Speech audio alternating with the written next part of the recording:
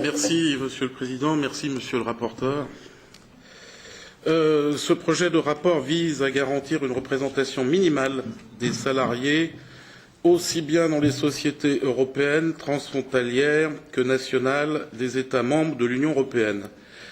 L'intervention de l'Union européenne dans les droits nationaux relève d'une interprétation extensive, estimons-nous, des compétences obligatoires de l'Union européenne.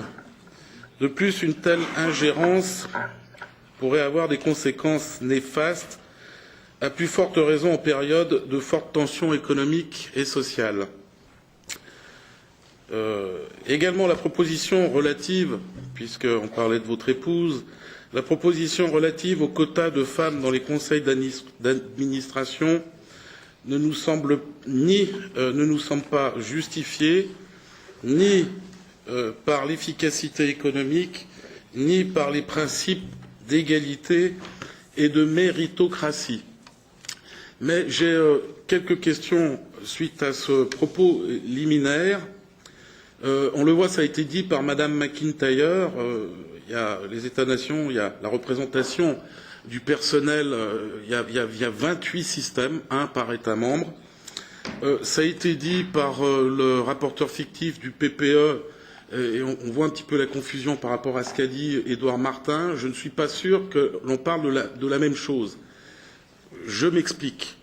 Parce que qui dit conseil d'administration dit société anonyme. Vous nous citez l'exemple de l'Allemagne et de l'Autriche où effectivement ça fonctionne bien. Mais une société anonyme en France, d'où ma question, elle peut l'être à partir de 10 employés, comme elle peut l'être au-delà de 2000 ou 10 000 employés. Donc il y a un effet de seuil, déjà me semble-t-il, à partir de... C'est pas le tout d'être en société anonyme.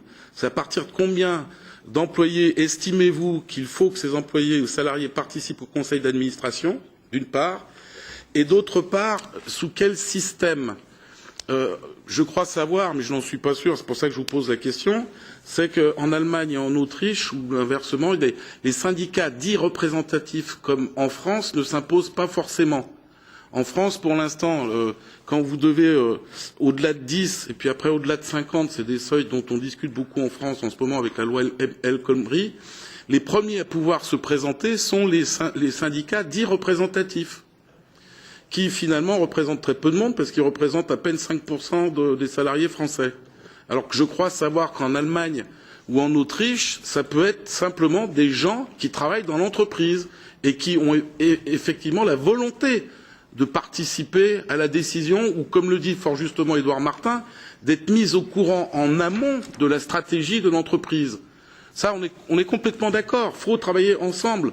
Une entreprise, ce n'est pas les patrons contre les salariés, le patron contre les salariés contre le patron.